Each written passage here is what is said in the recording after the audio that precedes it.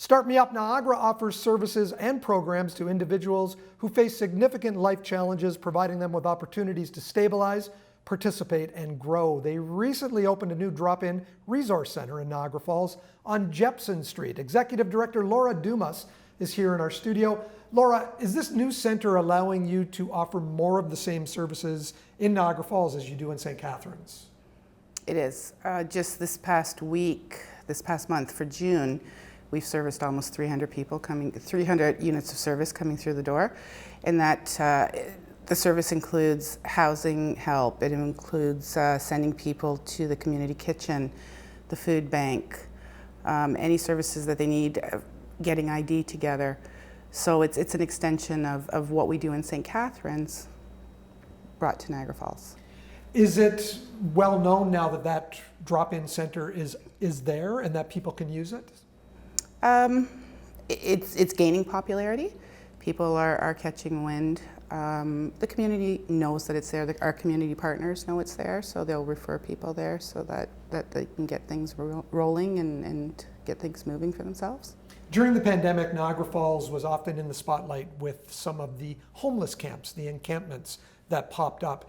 Are we still seeing that? And what are some of the challenges getting services to people who are living in those camps? Speaking to specific participants and individuals that we serve, we find that their encampments are taken down quite often. When their encampments are taken down, everything they own is there. So they come to the resource center to refuel, to get the food that they need, and to get the supplies. We've seen an increase of people coming because the encampments, the city, the region wants to try to eliminate the encampments, but people still need to live and they still need the supplies for daily living. Transportation can be an issue for them as well, obviously. You have a solution through Start Me Up Niagara through something called Bike Me Up Niagara. Can you talk a little bit about that? Yeah. Bike Me Up is it's located in St. Catharines. Wayne is the coordinator for the program. And what he'll do is he'll take donations of used bikes. If someone's getting rid of a bike, they have volunteers. They'll bring them back to Church Street. They'll fix them up, and they will sell them at a low cost. They'll offer tune-ups for people that use those bikes as their main mode of transportation. And it's been in operation, I believe now we're going on 2 years. What are some of the challenges in operating Start Me Up Niagara and its many programs and services during the pandemic? Trying to remember everything. There's so many services that they offer.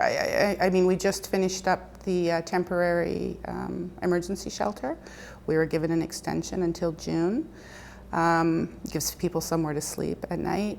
We have the center in St. Catharines, which offers a lot of the same services as Niagara Falls. We have the housing program. We have meal programs. There's an employment program.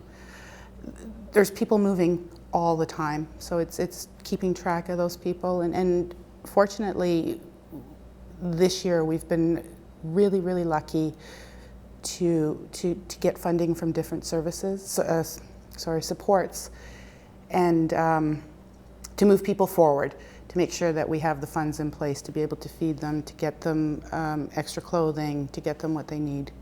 When we look at Niagara Falls, so many people in this city have been affected by the loss of their jobs, or at least the suspension of their jobs during these past 15 months.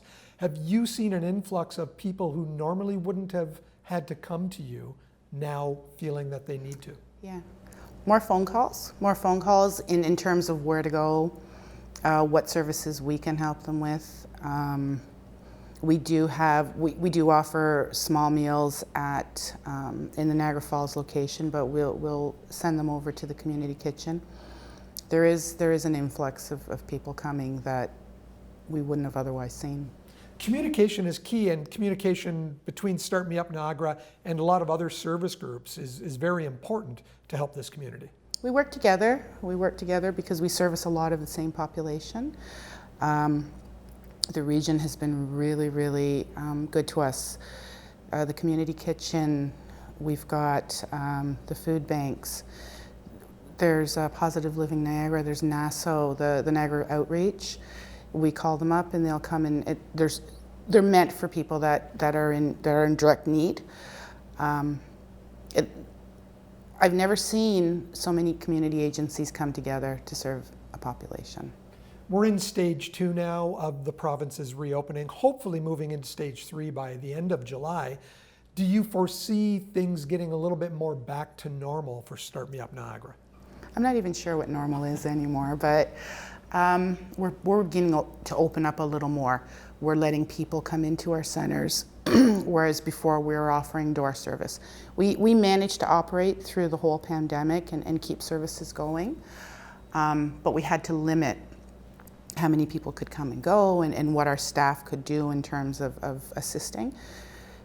Just last week, we've had all our staff come back into the offices, into the center.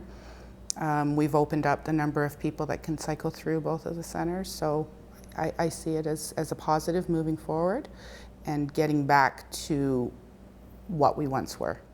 Laura, thank you for joining us today. We'll remind our viewers the drop-in center, the new one in Niagara Falls, 4878 Jepson Street, and the website is www.startmeupniagara.ca.